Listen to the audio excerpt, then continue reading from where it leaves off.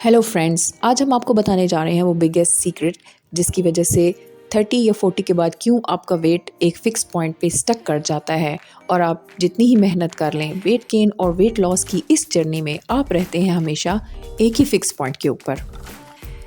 So we want you to develop a deeper understanding of the whole mechanism. Now we are slowly going to break it down into different steps. Medicine में wait होता है आपकी height और आपकी उम्र के हिसाब से। जो फार्मूला हम इसके लिए यूज़ करते हैं वो है BMI, बॉडी मास इंडेक्स, यानी कि एक ख़ास हाइट के ऊपर एक ख़ास उम्र में कितना वज़न होना चाहिए। और ये फार्मूला है weight over height in metre square. आप सबसे पहले अपना वेट और फिर अपनी हाइट कैलकुलेट करें। नॉर्मल BMI होता है 18 से 24 के दरमियान। जब आप 24 से क्रॉस कर जाते हैं, 24 से 30 के दरमियान लोग ओवरवेट और फिर 30 से ऊपर ये कहलाता है ओबेसिटी। इसी तरह अगर आपका BMI 18 से कम है तो इसका मतलब है कि आप अंडरवेट हैं। For example in my case I am 58 kilograms और मेरी हाइट है 152 सेंटीमीटर। इसको हम मीटर्स में कन्वर्ट करेंगे एंड इट इज़ 1.52 मीटर्स। अब हम BMI कैलकुलेट करेंगे 58 divided by 1.52 whole square and it is equal to 58 divided by 2.31 and it is equal to 25। अब मैं 24 से क्रॉस कर गई हूँ, इसलिए मैं हूँ ओवरवेट और मुझे अपना वेट स्लाइटली कम करने की ज़रूरत है। और इसी तरह अगर मेरा वेट 58 से कम होके हो जाए 48 तो हम इसको कैलकुलेट करेंगे 48 divided by 1.52 whole square, 48 divided by 2.31 and it is equal to 20, which is normal. Another very simple method is waist to hip ratio. इसके लिए चाहिए आपको सिर्फ एक इंचीज़ टेप और इसको हम इस तरह से कैलकुलेट करते हैं वेस्ट ओवर हिप। अगर आपकी वेस्ट है 80 सेंटीमीटर और आपका हिप है 100 सेंटीमीटर तो आपकी वेस्ट हिप रेशो बन जाती है 0.8 विच इज़ नॉर्मल। और अगर आपकी वेस्ट हिप रेशो 0.8 या 0.85 से क्रॉस कर जाती है तो इसका मतलब है मोटापा, बीमारियाँ, शुगर, ब्लड प्रेशर, दिल के मसाइल।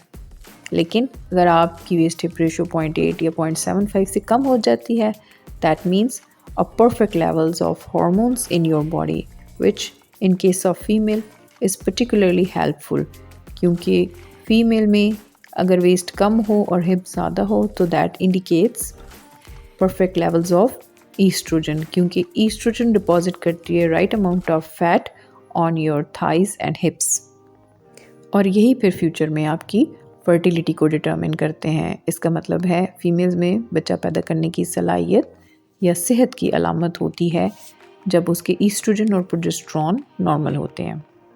अब जबकि आपने वेस्ट हिप रेशो या BMI से अपना आइडियल वेट कैलकुलेट कर लिया है तो आपको ये पता चल गया है कि आपको अपना वेट बढ़ाने की ज़रूरत है या कम करने की ज़रूरत है।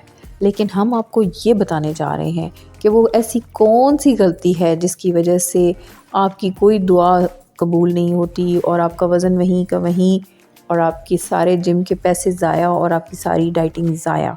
वो ये है कि एक दफ़ा फ़ैट सेल्स जो आपकी बॉडी में बन जाते हैं उनकी तादाद आपकी सारी ज़िंदगी में कांस्टेंट रहती है और एक नॉर्मल एडल्ट में जो फ़ैट सेल्स की तादाद है वो होती है 25 से 35 बिलियन और बहुत ज़्यादा मोटे लोगों में ये तादाद बढ़कर 100 से 150 बिलियन तक हो जाती है। अब आपकी तमाम एक्सरसाइजेस और डाइटिंग के बाद जो एग्जिस्टिंग फ़ैट सेल्स हैं वो श्रिंक कर जाते हैं, उनमें से फ़ैट तो निकल जाती है लेकिन वो अपनी जगह पे मौजूद रहते हैं हमेशा। और जैसे ही आप अपनी पुरानी रूटीन पर वापस जाएंगे, चाहे 6 महीने बाद, साल बाद, 2 साल बाद, तो ये फ़ैट सेल्स दोबारा अपनी फ़ैट गेन कर लेते हैं जिसकी वजह से आप ज़ीरो हो जाते हैं।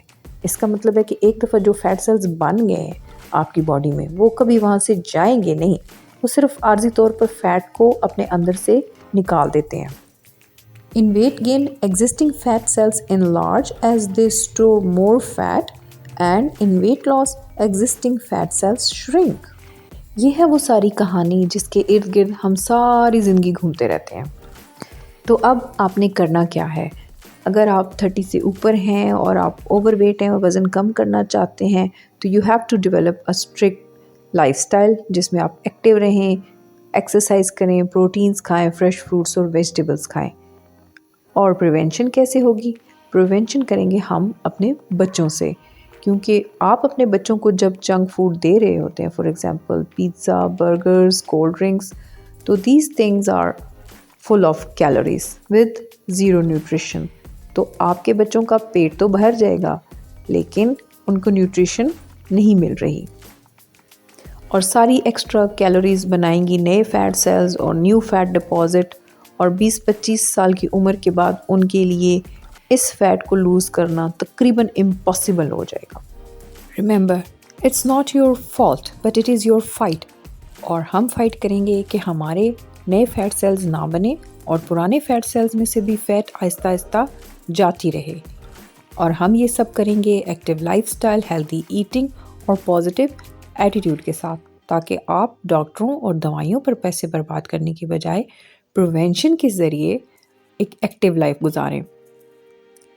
हम आपके साथ मिलेंगे अगली वीडियो में, और उसमें हम डिस्कस करेंगे भूख लगने वाले हार्मोन्स और पेट भरने वाले हार्मोन्स को, ताकि हम अपने ब्रेन को मैनिपुलेट करके अपना मकसद हासिल कर सकें। आप अपना ख्याल रखिएगा। हम आपके साथ मिलेंगे अगली वीडियो में। Bye bye.